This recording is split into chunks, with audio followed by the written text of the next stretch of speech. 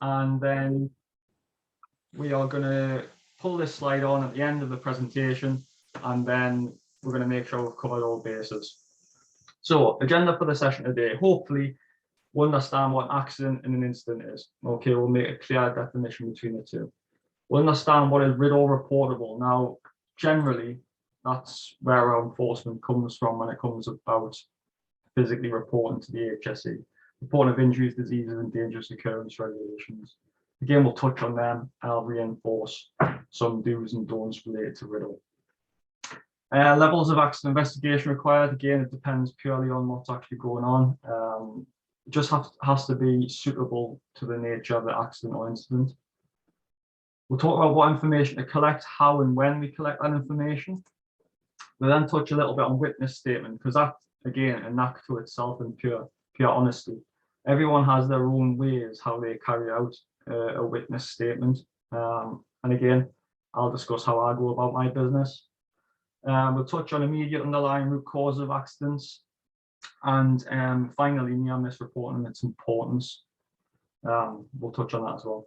So why have I been asked to do this today? Well, ultimately, at Carney Consultancy, I've carried out a fair few accident investigations, some being very minor, some being quite intense. Okay, so throughout this, hopefully, I'll be able to share some knowledge and experience with yourself, obviously, without naming names.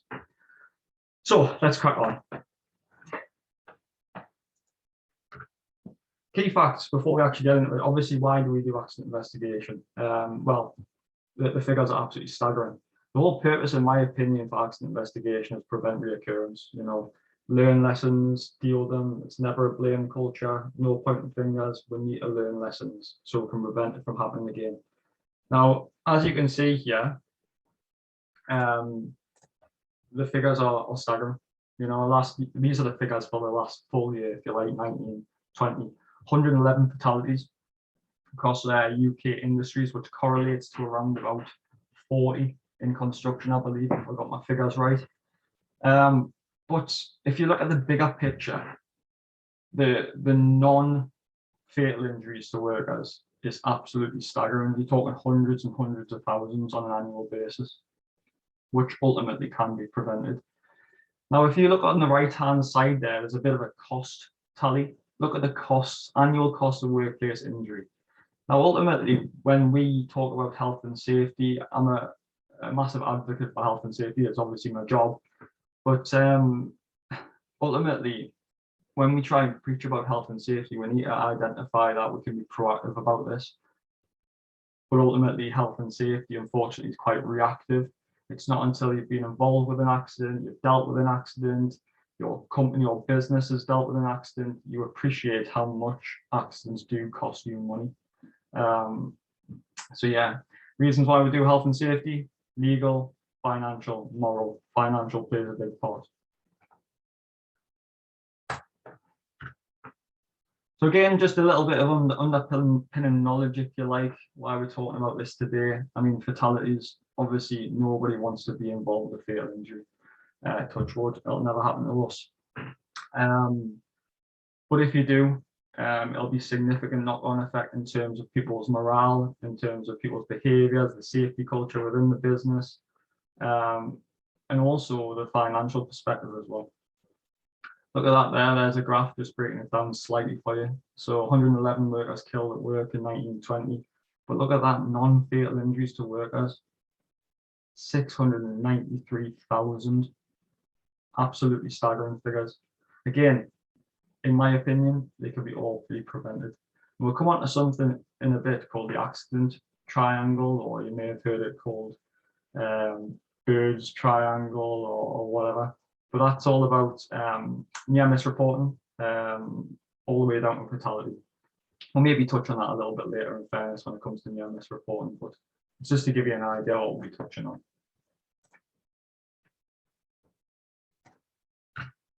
So why investigate? Well, ultimately, if anyone actually knows the legal reason for that, I may leave it to the end, or I may put you out of misery by the end of this slide. But ultimately, the purpose of accident investigation is to establish how an accident happened in the first place. You know, you put on a different hat, in my opinion, because now you're starting to look for physical hard evidence.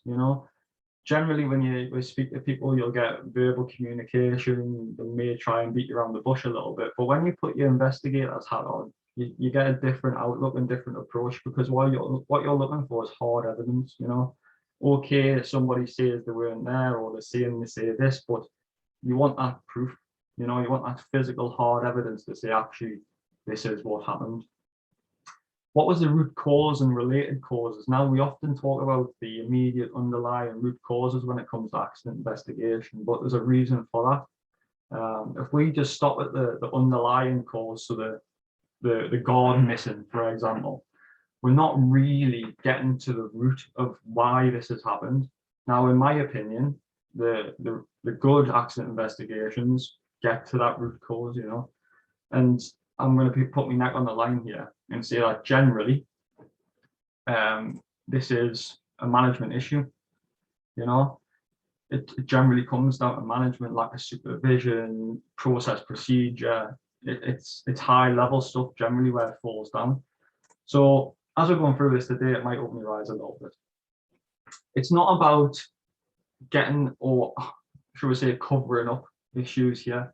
If we cover up an issue, a fundamental issue in our business, what is that actually going to achieve? The answer is nothing. You might have a reoccurrence in a year, 2 year, 3 year, 4 years time, which could have been prevented. It's not about satisfying insurance requirements, defending a position in a legal argument. It's not about that either. If there's been an accident, sometimes we'll have to hold our hands up and say, yeah, that could have been avoided. It's not assign blame either. I'm a big advocate of dealing with people. People buy from people. People deal with people. You bring the best out of people by engaging with your workforce. It's not to assign blame. There's a reason why people do it. It may be a lapse in concentration, a human error, but that can be something that we can avoid moving forward. The whole purpose of an accident investigation is to prevent reoccurrence. Remember that. And I said I'd probably let you out of your misery, but actually Regulation 5 of the Management of the Health and Safety at Work regulation requires employers to plan, organise, control, monitor and review their health and safety arrangements. Obviously, health and safety investigations are an essential part of that. It's not proactive, but it's reactive. We're learning from the lessons. Someone's having a real problem trying to join in here. So, outcomes of accidents. Negative aspects, you've obviously got that potential there for injury and potential for a fatality or death. Disease, potentially. Pain and suffering, a bit of mental health. Damage to equipment and property, potentially there as well. Litigation costs, possible legal action. Now, when it comes to legal action as well, it depends on what level you're going at. If you're going to magistrates court because you've potential there for a prosecution, unlimited fines up to 12 months imprisonment. Crown Court, unlimited fines up to 18 months imprisonment, but that could go on and on. Increased insurance costs. Obviously, you can't insure against health and safety breaches because you just can't do that. It would be morally wrong, but we can insure against the civil route. Potential loss of productivity. When it comes to loss of productivity, obviously that terms of cost of accident investigation time, potential loss of an operative person there as well. General morale within the business. Obviously, if we're injuring / killing people on a daily basis, there's some significant issues there. Potentially, you won't have a workforce because they don't feel safe.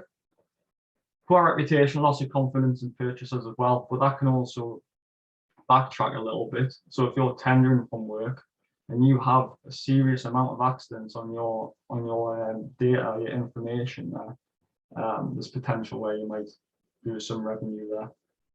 But what I would say on that point, I also, when I see PQQs come through the doors, I don't like to see, often question companies that say they've had no accidents in the past 5 years. It's really difficult to kind of identify that. Yeah, they might be really, really good, or yeah, they're not reporting it as they should be. So again, that's a consideration. Positive aspects, obviously, accident investigation, prevent reoccurrence. That's the whole purpose for me, to be honest with you. Prevent that reoccurrence, understand why it's happened. Generally, management level, you may understand you need a process, procedure put into place. You may change safety programs. It might bring your focus into a bit more detail. There might be something in particular that you're getting a trend analysis from, as it cuts to the fingers, it things in the eyes. What do we need to refocus ourselves on? Maybe a change of procedure, change of equipment design, improve safety standards generally. Sometimes we know with health and safety, we may have our commercial hat on, we're looking at this program, this mythical beast. We're looking at deadlines, time pressure. But ultimately, if you have a minor injury, it might refocus you a little bit more there as well.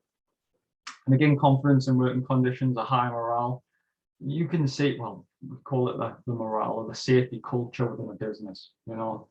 If you go into a business with a good safety culture, you can feel it as soon as you walk through the doors. Everyone's looking out for each other. Don't walk past. You may have heard that before. Everyone's got each other's backs, basically. So these are the outcomes of accidents. Yes, you have some negative aspects, but let's try to turn these negatives into a positive. So, next question. What is an accident? Well, let's look at an incident first, also known as a near hit or a near miss, potentially. An occurrence that does not quite result in an injury or damage, but could have. Okay, now that's the key point there, could have. Remember, a near miss is just as serious as an accident. I couldn't agree with that more. Obviously, it's a warning, isn't it? There's potential here that there could have been a serious accident. Let's do something about it. Now, when you look at your legal requirement, let's go back to that. Section 7, Section 8, as employees, we should be coordinating, communicating with our employers. This is a fundamental part of it, near miss reporting. Now, near miss reporting, in my understanding, is very difficult to gain from employees. Some companies try and incentivize it, like they'll put like a prize on for the best one of the month. It's entirely up to yourselves. But if I'm being honest, it's very rare you can walk past a construction site or through a construction site without spotting a near miss. And the whole purpose of that is if we get more near misses, going back to that bird's triangle, the potential is we'll reduce then accidents and incidents. We also have things there called undesired circumstances as well. So it might not have even been a near miss, but there's potential there that this issue could create an accident. But in this particular example here, it's some bricks on an edge protection and no guardrails or no brick guards to prevent anything from falling. But it's an example of an undesired circumstance. Again, just talking off piste, looking through a construction site, plasterboards letting up against the wall, which has got the potential to rock over onto somebody. Again, it's an undesired circumstance. An accident, an unplanned, unexpected event that interferes with or interrupts normal activity and generally leads to personal injury, illness, or financial loss, equipment damage. So it doesn't have to be killing or injuring somebody all the time, but it could be damaging equipment. It's an accident. There's been harm. Harm has occurred, but now you need to have a thorough look at what's going on here. And again, there's varied levels when it comes to accident investigation. Depends on the severity of the accident. It's got to be reasonable, is what I would say, to the accident that's occurred. So if it's a minor cut finger, you're not going to spend 7 days looking at a cut finger, I'd assume. But if it's a fall from height, you're going to spend a lot longer, that's for sure. So the law, RIDDOR, obviously RIDDOR, reporting of injuries, diseases, and dangerous occurrence regulations. Obviously, I mentioned that at the start of this presentation here. RIDDOR specifies when we need to report injuries. Okay. Now, if anyone's up to date with the CPD, they would have realised in the SHP magazine, there's been a significant case recently where somebody's actually been prosecuted under RIDDOR as the responsible person. I think it's Regulation 5 or something of RIDDOR. But anyway, the top and bottom of it is it's rare. You generally see it, prosecution under RIDDOR, but it does happen. It goes to prove And the whole purpose of that is they didn't report under RIDDOR. So as you can see here, fatalities need to be reported immediately. Specified injuries immediately, but we'll kind of break this down a little bit more detail in a second. Over 70 accidents, it's got there within 15 days, the accident. There's criteria to that. Okay. So for example, if I injured myself today, being a Friday, we would include not the day of the accident, it will be Saturday, Sunday, Monday, Tuesday, Wednesday, Thursday, Friday. So we'll have to report by the following Saturday, if you like. But there's also some caveats to that. So if I came back on a Tuesday, I felt I could go back to work, but actually as soon as I got there, I didn't. I couldn't cope, I couldn't carry out my general duties. I'd have to go then back off work. So it allows for a bit of a break as well. I've just had a bit of a question there from somebody saying, what does it mean by over 70 accidents? I will do a bit more detail coming up on that. Occupational diseases. Now, what I would say on that one is, as it's got in brackets, on receipt of GP's diagnosis, absolutely agree with that. So somebody comes to you and says, look, I've got hand-arm vibration syndrome. The first question you should be asking is, where's the GP's diagnosis? You know, you can't just take somebody's word for it. It needs to be physical evidence. Okay. GP's diagnosis. And dangerous occurrences are vast. Again, grey areas in there as well. But again, I'll touch on some obvious ones you may come across. Again, it's got some notes on there. All accident records must be kept secure for confidentiality in line with GDPR. We need to make sure that we're storing this information appropriately. And one for employees, all accidents in the misses must be reported to the employer. Now, no matter how trivial you think it is, cut the finger, maybe trivial to some people, it needs to be reported and put in that accident book. All right, that needs to happen. Right, let's break it down a little bit more then. So a specified injury needs to be reported immediately. All right, a specified injury includes a fracture, other than fingers and thumbs and toes. The class then is extremities. All right, so as bizarre as it sounds, a fracture to the fingers, thumbs, toes doesn't need to be reported, but obviously if you amputate it, like the next line down, it does need to be reported. Permanent loss of sight or reduction in sight needs to be reported. And what I would recommend is, when it comes to this sort of these categories, if you actually go into the RIDDOR regulations and the guidance, which I'll show you a little bit later on, it breaks it down into a bit more detail for you. This is just an overview. Crusher injuries leading to internal organ damage, serious burns covering more than 10% of the body. But again, there's percentages for the neck, the arms, the legs. Scalpings are in there. Unconsciousness caused by head injury or asphyxia. I'm trying to say it. Asphyxia, that's the one. So unconsciousness actually is quite common, believe it or not. If somebody bumps their head on a scaffold tube and knocks themselves clean out, is it RIDDOR reportable? Question. Any other injury arising from working in an enclosed space which leads to hypothermia, heat-induced illness, or requires resuscitation or admittance to hospital for more than 24 hours. So it must meet that criteria. Now, what I would say is hypothermia is not a specified risk in confined space regulations. So there's a bit of a transfer between some other regulations and RIDDOR, okay, which is why I said earlier, RIDDOR is sometimes a slight grey area. So this is your specified injuries. Rather than look at over 70 and well, basically over 70 injury is the question asked earlier. So an over 70 injury is where somebody's injured at work and they cannot physically carry out their work activities for over 7 days. Okay. So for example, you may see companies bring somebody back with their arm in a cast, and then get them on the sweeping brush. Okay. That is not acceptable because they're not carrying out the full working duties. I cannot stress that enough. It has to be their full working duties. So if they're a joiner, they can't hold a hammer, it's not their full working duties. It must be reported. Okay. Over 3 day, the regulations changed slightly. So it used to be over 3 day injury. Now it's gone over 7 day, but we still have to record the over 3 day injuries. Again, must be kept secure for confidentiality.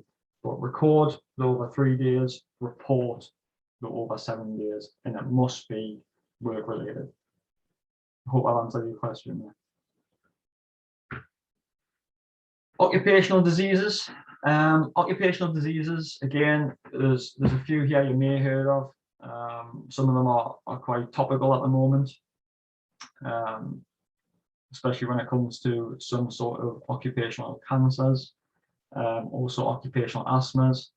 But what I would say is we must ensure that if somebody comes to you and they think they've got a disease created or made worse by work-related activities, we must only report it once we've received the GP's diagnosis. Okay, so that's something we'll be searching for. Health-related issues are a topic for the HSE, in fairness. You know, the shift's kind of swayed from safety to health a bit more because they realise that there is a lot more we can do with regard to health-related issues in the construction industry generally. So carpal tunnel syndrome, if you don't know, is brought on by the vibration, in fairness, and it affects the wrists, can be quite disabling when it comes to grip. Occupational dermatitis in there, hand-on vibration syndrome. Obviously, it's a massive issue at the moment in construction generally, due to the equipment we used to use in construction. As technology is advancing, that hopefully is going to be reduced quite significantly. Oh, sorry.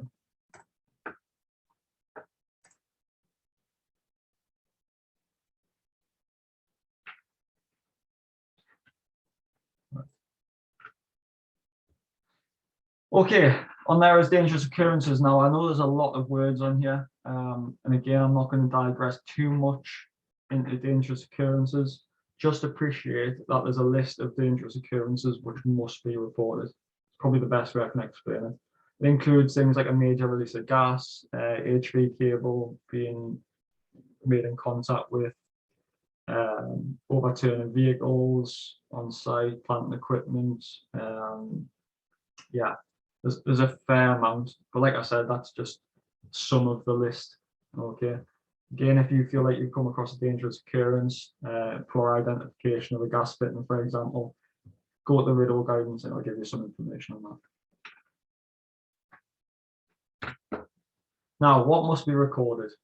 Okay, so basically, as a minimum, accidents and incidents should be recorded and reported at all times, to be perfectly honest with you. But generally, what we try to identify is any unplanned event resulting in injury, or to people, or damage equipment, or damage the environment. It must be recorded. It ranges from serious to what you may consider a trivial, but we must be seen to be reviewing it and recording it appropriately. If properly investigated, even the trivial may lead to some certain type of review of your management system potentially, or there could be elements in there whereby you may consider a change of a safe system of work, or there's potential there could be a serious accident in the future. It allows you to take that information, extract it, and do something with it ultimately. Any unplanned event with the potential to cause injury, ill health, or damage to the environment. Again, that's also a consideration because the environment's a big deal as well. So we need to be capturing that.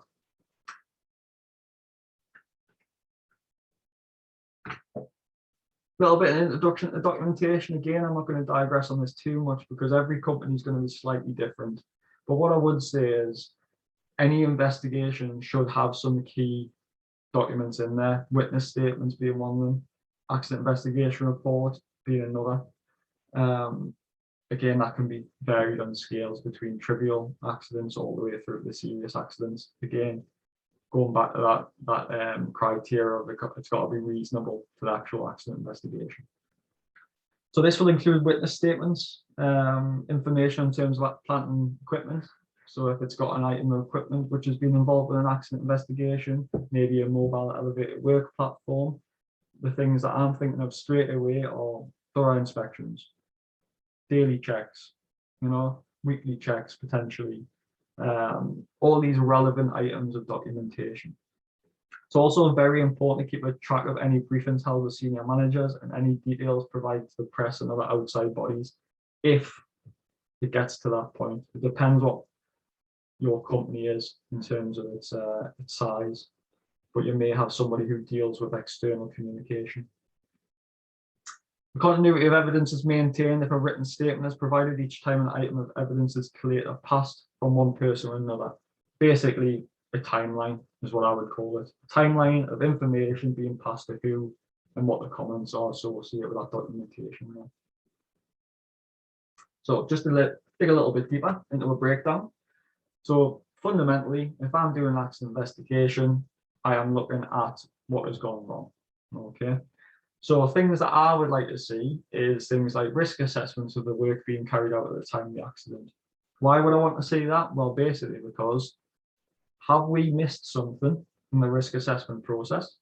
Is there a glaring error that we've just completely failed to identify? Or is it human error? You know, is the information there? Have they had a lapse in concentration? Have they gone down a rabbit hole they shouldn't have gone down? Training records for the work being done. So somebody's using a brace of wheels, for example, and a brace of wheels burst and he's ended up cutting himself, for example. We want to see the training records for that individual. You know, did they have a brace of wheels training? Have they got something which is suitable and sufficient to the activity they are carrying out? Safe working procedures or safe operating procedures relating to the activity generally. We'll call it a method statement. Yeah. So a safe system of work or a method statement for their activity. Any special arrangements in place, such as permit to work. Again, off the top of my head, if someone's digging an excavation, they've hit a cable, it's went bang. Did we have a permit in place for that activity? You know, to step back and consider the full hazards associated with that activity. Commission, repair and maintenance records of any machinery, personal records of the individuals involved, potentially health questionnaires there.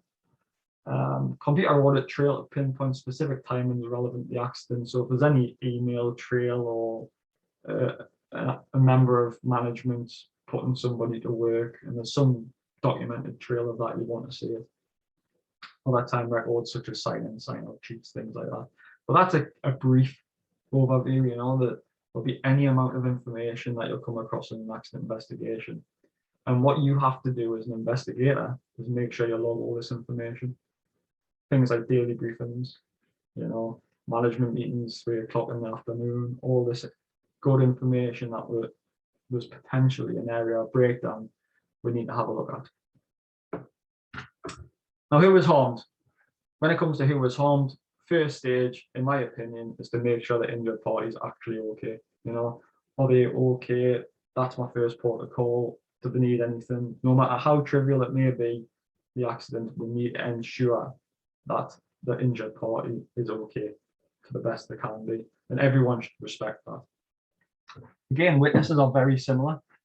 If a witness has been involved with a serious accident, you know, you've got to consider the trauma they may be exposed to. So we need to be aware of that. However, that's not to say that we shouldn't start the investigation quick, okay? Because ultimately, you'll know yourself, an accident investigation, things can get diluted pretty quick. I don't mean people covering things up. I mean, just generally people's memories, they may lose information that is critical to the accident investigation. So we need to be conscious of when the accidents occurred and how quick we get this process started, bearing in mind what I've just covered there. People may have trauma, they may not be able to cope with what they've just seen or witnessed. So as an investigator, you've got to bear that in mind. And I don't have the right and wrong answer to that question, by the way. I'm just letting you know we need to be aware of that. Secure the accident scene. Now, at the end of the day, there's potential here the crime scene could actually be a crime scene. You know, a police investigation could physically be carried out, depending on the severity of the accident, let's say. So the first thing we need to do is actually secure the accident scene, you know, cordon it off, cordon the area off. There's been a few times in the past where we've been involved with accidents, and for people's own sanity, shall we say, their own well-being, they've tried to tidy up in an accident investigation area. But as hard as it sounds, you've got to push people away from that accident investigation area as fast as you can. Don't allow them to alter, dismantle, move anything, because that's critical information potentially HSE want to know. So we need to be really, really careful with that. So when it is appropriate to begin the investigation, again, the question that often gets asked to me, and the honest answer is, it's based on you as an investigator. You know, the fundamental part of it is you've got to weigh up that pro and con between getting sorted too quick, where people are in so much trauma they can't deal with the situation, to leaving it too long to the point where they can't remember anything. So we need to capture that information as fast as we can. What are effective methods to secure an accident scene? Again, I've been asked them questions many times. I'll be honest with you, it's just what you've got.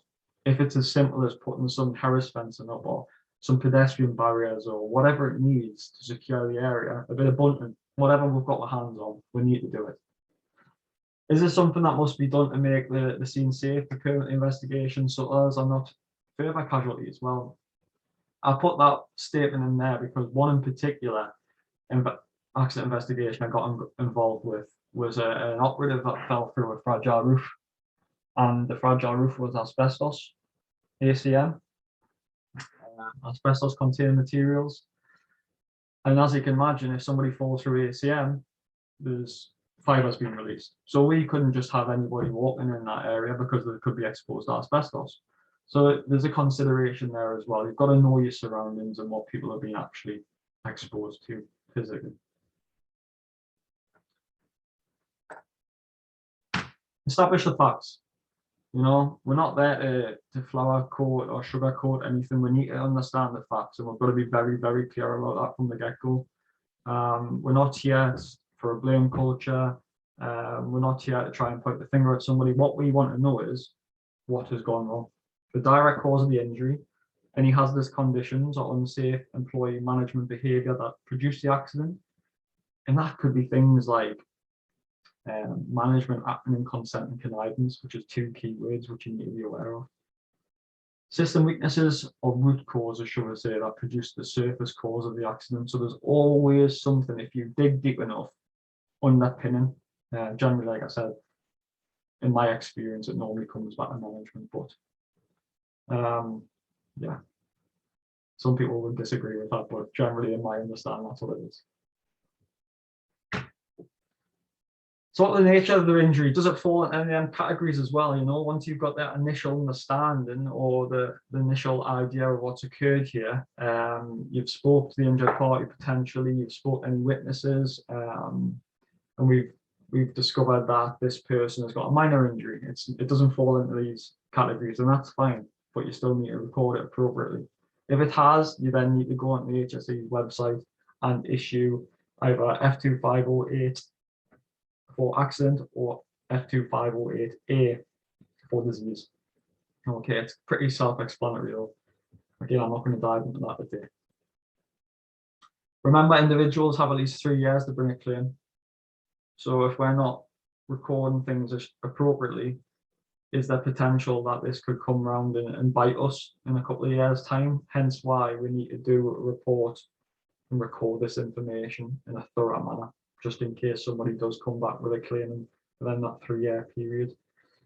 Again, I'll put a note in there at the bottom. Not every accident or incident requires an enormous amount of time, trouble, or resource. It's got to be proportionate to the nature of injury.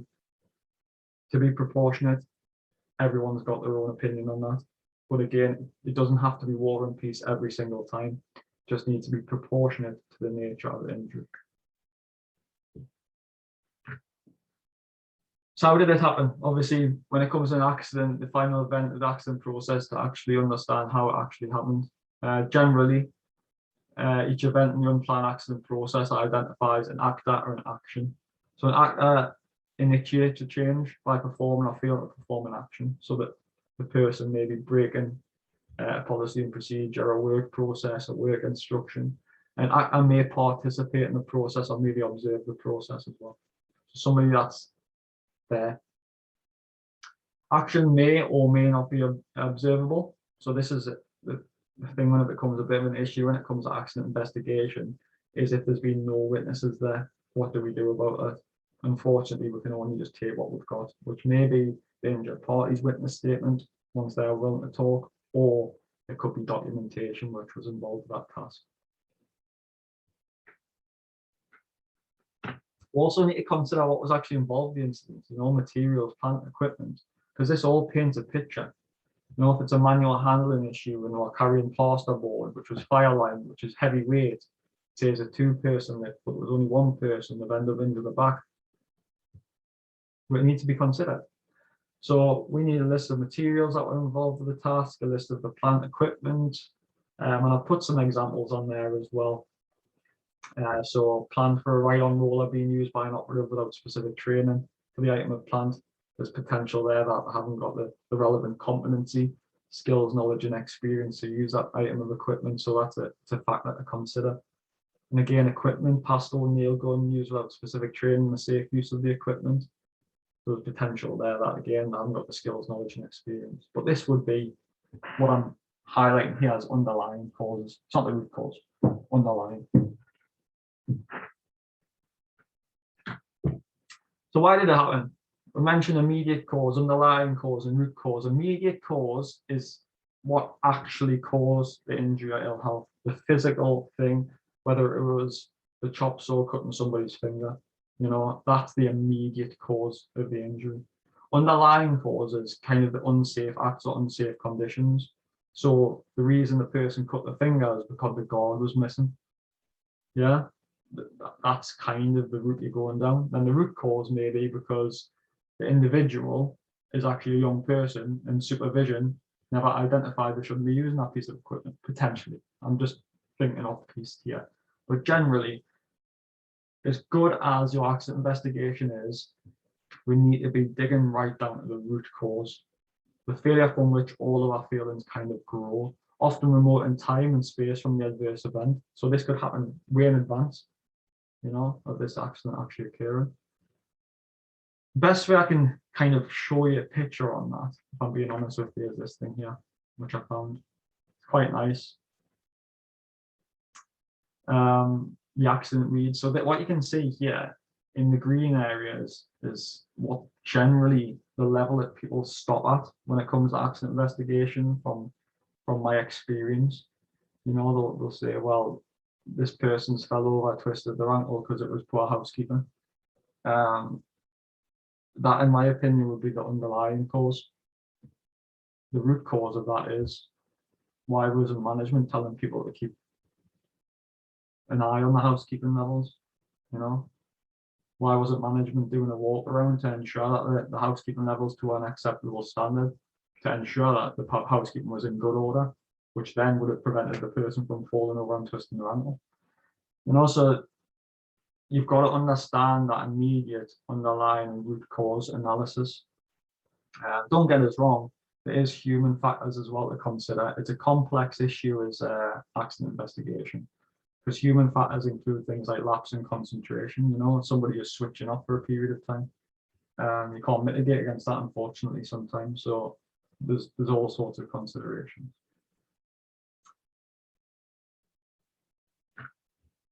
So witnesses.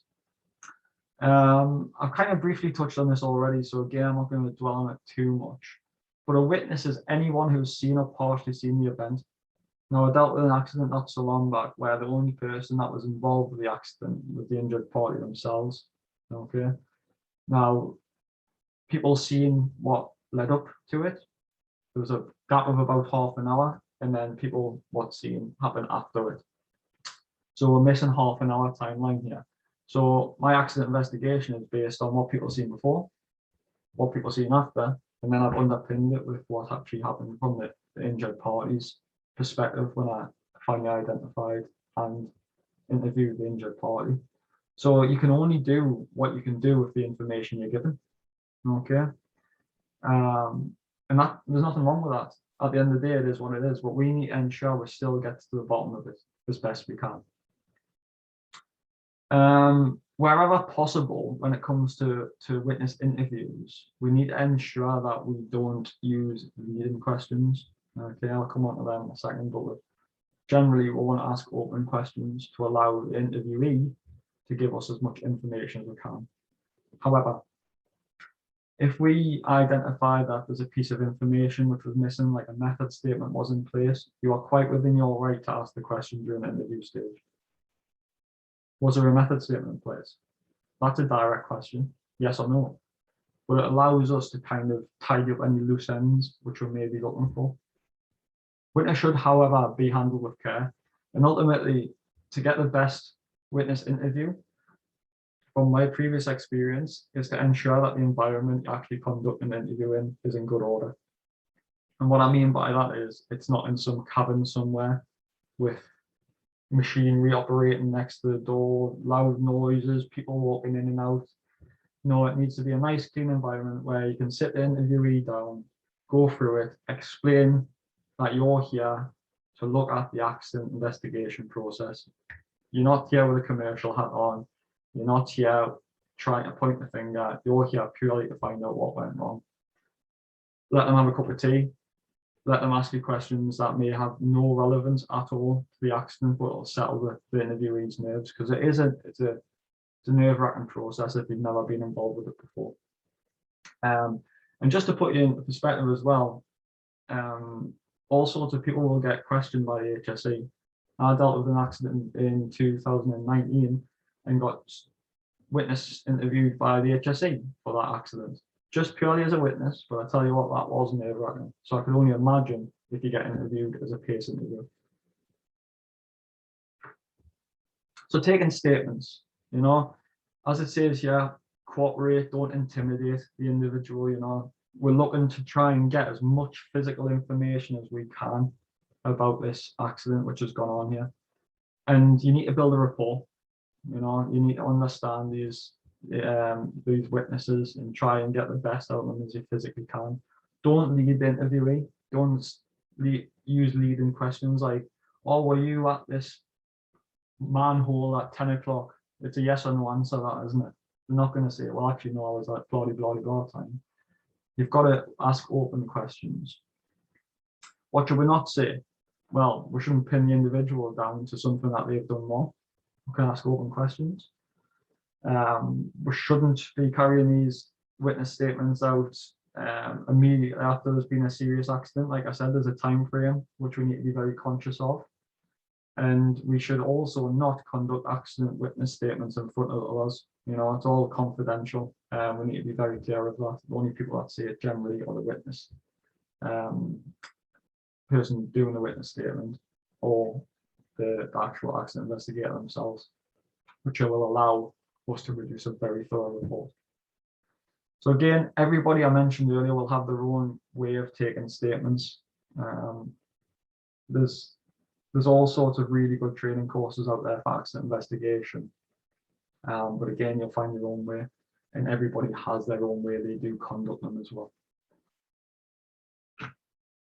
Findings and follow-up.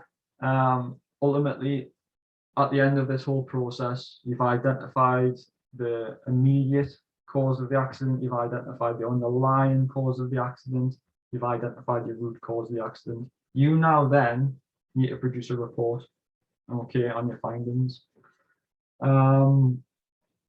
Generally, I've got a kind of a list on here of what we look at. So we look at the time, date, and location of the accident incident, because obviously we need to know that information. A summary of what happened. There's different types of summary we put in our accident investigations. We'll have a summary of what actually went wrong, and we'll have an executive summary, basically bullet points, so somebody who's in a rush can read it in a thorough manner. A summary of events leading up to the accident. So what happened previous to the accident, a bit of detail, the weather conditions, activities which you were asked to carry out. Information collated during your investigation. So that's when you put all your list of documents you witnessed. You know, daily briefings, risk assessments, method statements, list them all out. Details of those injured and those who assisted and witnessed. Details of the outcome of the accident. So any summary of loss, specifying injury, it needs to be detailed there. Conclusions, including the cause of the event and probability of reoccurrence. Now, we always put a conclusion section in there as what we, as the investigator, identified throughout the accident investigation and what we think the conclusion is of the cause of the event. Recommendations, in my opinion, is the best part of an accident investigation report. That's where you, in my opinion, the meat is, if you like. We can do all this accident investigation, find out what's going wrong, why people have been injured, why people have got, I don't know, a disease potentially. But for me, the recommendation section's fundamental. So how can we prevent this moving forward? What do we need to put in place immediately? What's a bit of a medium-term goal, and what's a bit of a longer-term goal? What do we aspire to see in 3, 4, 5 years' time? Support materials, so photographs and sketches. If you go down that route, we take a lot of pictures on accident investigations, because ultimately pictures speak 1,000 words. Okay, so we take quite a lot of pictures during our investigations. The date of the investigation and the signature of the person carrying out the investigation as well, because ultimately we want to know who's carried this out. What I would say is, though, when it comes to report writing or investigation time, generally you want somebody who's not directly involved with the activity, because as you can imagine, they could maybe not delve into detail as much as they should be. They need to be somebody who's disconnected from the activity itself. At this stage as well, obviously senior management are going to be involved. People that hold the purse strings to allow change to be actually made. Okay, they need to be the ones that act on recommendations given to the company based on what the health and safety person potentially is seeing, or the person carrying out the accident investigation. Ultimately, if there's any change to working process, procedure, risk assessments, method statements, you have to consult with your workforce on that. Don't just drop it on them and think they're going to pick it up tomorrow. There needs to be a period of information, instruction, and training, based on the changes. If there's any recommendations which have been made with a timescale set against them, we need to ensure that they're actually being followed. Okay, so somebody needs to follow up on the remedies or the recommendations and ensure they're closed out appropriately. And at the bottom there, that last bullet point, records should be kept of all investigations and any existing remedial action. All right. So we need to ensure that we're accident records, our accident investigations are maintained for a period of time. Often get the question, how long should we keep records? My honest answer is keep them electronically for 40 years. Keep them in line with health records. Okay. If it's an electronic issue, it's there. It's on a server, on a memory stick somewhere. If it's in paper format, it could get lost. And obviously, you're not going to keep a piece of paper for 40 years. So it's a consideration internally for your business. So again, what makes a good investigation? I've got a little bit of a statement at the top there in italics. So to get rid of the weeds, you must dig up the root.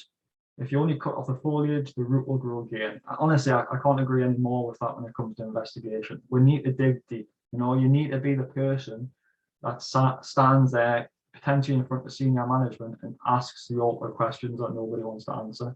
That's how you're going to get to the root cause. Is it suitable for the purpose, proportionate to the risk? We're going back there again to how long you spend time on this investigation. It's got to be thorough, systematic, and structured. Don't be a person that sits there with loads of paperwork and starts flipping from pillar to post because you'll miss something. It needs to be a process, start from the start to the finish needs to be a thorough process. Don't jump about to conclusions. It's got to be based on facts provided as well. We as investigators can't assume, sometimes you may go with an idea that somebody's tripped over because they fell over something, and that's in your head. We can't arrive at an accident investigation scene like that. We have to have an open mind and base it on the facts which are being provided to us. Explore all lines of inquiry. If even if there was a person walking past, they may have heard something, they might not have seen something. It's still good information. We need to capture that in a witness statement. Timely, objective, and biased. Absolutely. It's got to identify the immediate underlying root causes. Again, it's got to be justifiable, potentially the HSE. You've got to stand by your accident investigation report in the event the HSE get involved and it goes to court. That's how serious these documents are. So we need to be very, very thorough with them, and stand by it at all costs. Don't let anybody sway your decision-making process. It's got to be based on the facts. Reviews existing risk and control measures, action plan and implementation. Again, part of that recommendation section there. Make sure you're carrying that good information through and you're dealing with it, you're learning from your lessons. I'm conscious of time here, don't worry, I've only got about 3 or 4 slides left. Last bit here I just want to touch on is near miss reporting, and there you go there's that birds triangle which you may have seen before. It's been called all sorts, like Heinrich's triangle, triangle, birds triangle, it's been called all sorts. But as we mentioned earlier, near misses are less severe than accidents, and the reason they're less severe is because there's been no harm occurred. It's been a near miss for a reason. But we need to learn from that. If we don't look at them, the potential is we'll turn a blind eye and eventually it will lead to an accident. So near misses are very, very, very good bits of information. It makes really good business sense to capture that and create trends analysis, understand where your risk is on your site or your place of work on a daily basis. But again, it's only as good as the buy-in you get from your employees. So we really, really need to engage with them and explain to them why it's important to carry out near miss reporting. As you can see, there's a bit of a split between typically documented and typically undocumented. I'll be honest with you, I couldn't agree with that anymore. Maybe half, sometimes like half of all near misses reported. Definitely unsafe acts aren't reported from my past. But other things which need to be documented are, it's got minor accidents. You could relate them to over 3-day potentially. Serious accidents, specified injuries, over 7-day injuries, which lead to 1 fatality. What we need to do is, in my understanding, is we need to generate as much engagement with our workforce as we physically can to let them understand why we need near miss reporting. If you get any barriers put up, let's say, by your operatives, you can always spin it on its head and say, well, actually, as an employee, you've got a duty under Section 7 and Section 8, really, to cooperate with your employer on grounds of health and safety. So now what? There's always some way to try and implement this in a thorough manner, ensure that everybody's working together and ultimately trying to keep each other safe.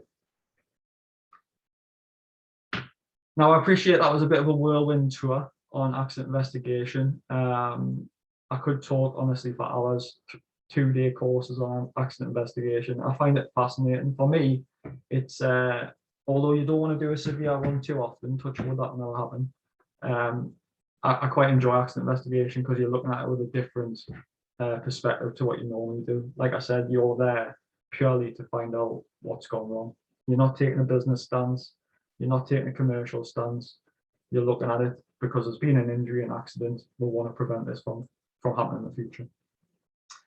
If you want any further information, there is that HSG 245 there, which is the HSE's guidance on accident investigation and their techniques. What I would say is, though, just to give you a heads up, it's based on the old RIDDOR regulations. Okay, so if you kind of ignore that, it is actually a really good document. And this one on the right hand side here as well, it's a bit of guidance on RIDDOR. So as I mentioned earlier, if you have an over 7-day injury, you think it's a potential specified injury, this document here in particular, INDG 453, is a really good document, to be honest with you. It breaks it down a little bit. I've got a few questions here which I'll answer in a bit, but this one here was briefly what I touched on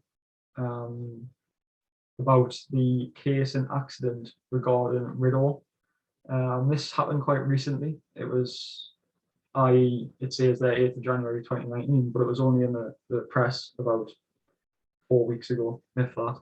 And ultimately, the top and bottom of this one was the fact that there was an injury, which resulted in an amputation. So straight away, as we mentioned earlier, an amputation is RIDDOR reportable. But the responsible person didn't. So a responsible person didn't report it under Section 3 of the RIDDOR regulations, and they ended up with a 24-week custodial sentence and was ordered to pay £2,000-ish in costs. So, yeah, they are taking it very seriously, the HSE. We need to be reporting these incidents and accidents, no matter how trivial you may think it is. Like I said, a cut finger, it could lead to an amputation, you know, you don't know. I'm obviously thinking worst case scenario here, so you need to capture that information as best as you can. Now, that was the agenda for the session. So what is an accident incident? What is RIDDOR reportable? Level of accident investigation required? What information to collect, how and when? A little bit on witness statements. Try and identify immediate underlying root causes of accidents, and a little touch on the MS reporting and its importance. Okay, so I hope within that short hour I've been given, I've covered that information. However, if you do have any questions at all, either put them in the box, send us a direct message, put them in the chat, or alternatively, you can email Carney Consultancy, who I work for. Or if you don't want to do that to the info account, just put my email address in there, which is Martin, MARTIN, @carneyconsultancy.co.uk if you've got any queries or comments. But again, I appreciate your time. I've been bang on there, so I can't complain too much. But yes, thank you very much for your time. Again, any questions, just fire away. And enjoy the rest of your day.